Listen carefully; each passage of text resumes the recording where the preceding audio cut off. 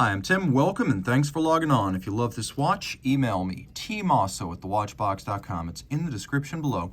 Your purchase and pricing email question line for buying this or any watch you see on any of our platforms. Please reach out to me directly. I am tmosso@thewatchbox.com for pricing. Today, can you believe Franck Muller now has vintage watches?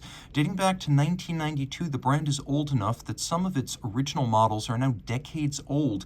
And this example even has period tritium patina plus that quirky 80s and 90s habit of laterally hallmarking precious metal cases.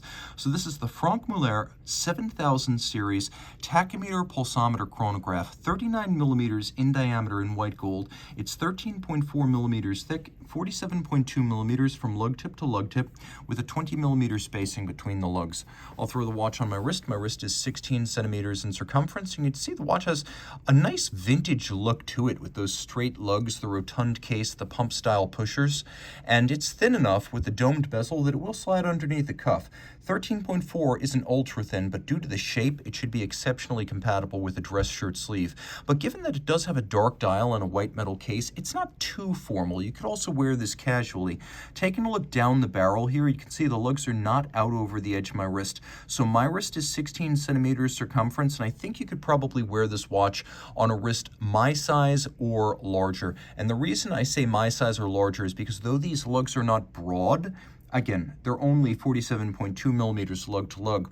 The shape of them is rather severe. So I don't think a smaller wrist would wear this watch well. I think 16 and up is going to be the rule here. Taking a look at the strap, it's high grade, large rectangular scale alligator leather, and you can see it is symmetrical scale. So large rectangular and symmetrical, always your sign that you're looking at a high grade cut of the animal hide. Semi-gloss, you can see it has a sheer cut edge, a monotone stitch on the bottom, calfskin, brand new Franck Muller factory strap. You can see curved spring bars are used so that the case can be drilled relatively close to the case flank to move the pivot points of the strap inboard for a better fit, and also to better conform to the case flank so very little, if any, daylight shows between strap and case. So the curved spring bar having both aesthetic and ergonomic purposes. Taking a look at the buckle, you can see characteristic Franck Muller with their fluted horseshoe design, white gold like the watch itself.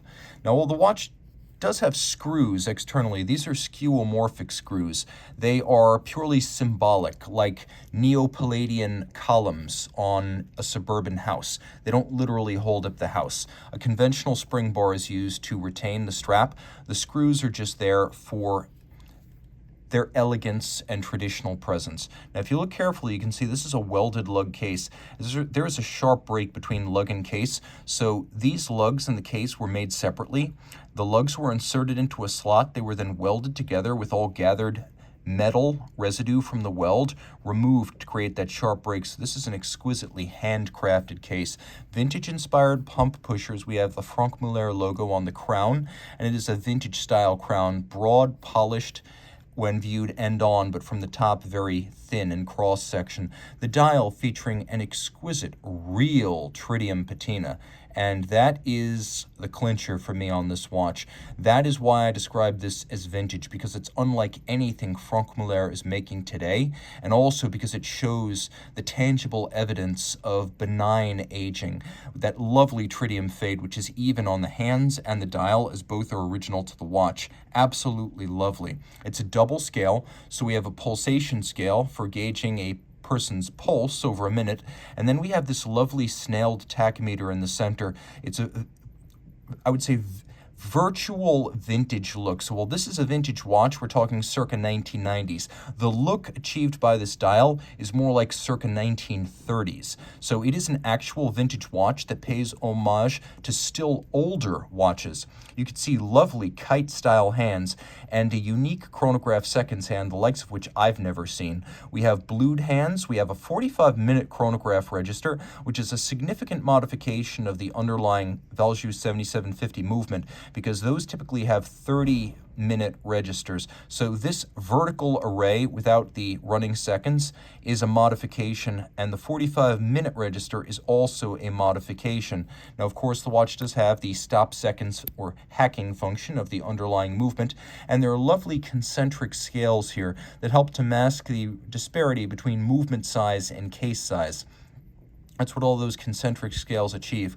We have white, we have black, we have red, and then we have those wonderful ecru tritium fade numerals and hands. Now on the back you might say that's a 7750, but wait, we have a platinum mass for maximum winding efficiency on this unidirectional system. Platinum masses on 7750s are extremely rare. You can also see adjusted to 8 positions. That means the 6 standard positions plus temperature. It says qualité chronométrique. What that means is that this watch was adjusted to meet the ISO 3159 standards, which are the same standards applied by the COSC. So a lot of fine adjustment went into this watch, and that's before you even get to the investment of putting a platinum mass on it for richness and winding efficiency. Still a 4 Hz beat rate, still a 42-hour power reserve. This one's actually 30 joules, so a standard 7750 would be 25, so it's 30 when you include the base movement and the module. Taking a quick look, you can see that the cam system is retained, and here, it's one of the sharpest I've ever experienced. This was tuned by people who really know their stuff. It's as sharp as the cam on the Moonwatch, which I consider to be the best cam feel on any cam chrono. It also features an oscillating pinion. You can just barely see the lateral clutch under my finger jumping back and forth. That little wire is the clutch spring, but an oscillating pinion is a type of lateral clutch that typically involves less play. You see how I just started up there? Press and hold, and with an oscillating pinion, you get almost no jump or lurch when you start the chronograph. That's in contrast to a standard lateral clutch, which typically features about 1.5 to 2 seconds of preemptive jump because of the play in the system. Oscillating pinion lateral clutches have less play. That's why we're seeing a revival from De Bethune, from FP Journe, from Richard Mille of this type of lateral clutch. Now, this is known as the Franck Muller 7000. Don't be deceived, it's a 7750. But one thing it has that the standard 7750 doesn't have, aside from the fact that it is highly adjusted with a platinum mass, it has a lot of hand finishing. At first, it looked standard, but the closer I got, the more I realized these are blued by heat, not chemically dyed screws. If you look carefully, you can see that the edge of some of the major bridges, like the chronograph bridge right there, see that mirrored gleam? This has been beveled. In fact, all the bridges have been beveled. Taking a quick look, there are other things that don't come standard on a 7750. Right there, you can see that the spring for the cam, the one that has those 2 posts, that's been satinated on its top and beveled on its side. And the chronograph reset hammer spring right under my finger now, that too has been satinated. If you take a look, you can see that the start-stop lever has been taken apart.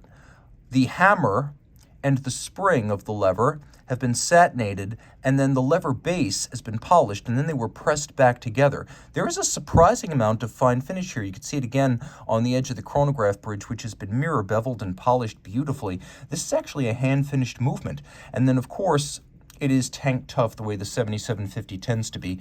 All of this in a case which I could describe as 30 meters water resistant, but you don't go swimming with a vintage dress watch. Splash only. If you love this now vintage double scale 7000 series chronograph from Franck Muller, reach out to me. I am Team Mosso at thewatchbox.com for purchase and pricing details.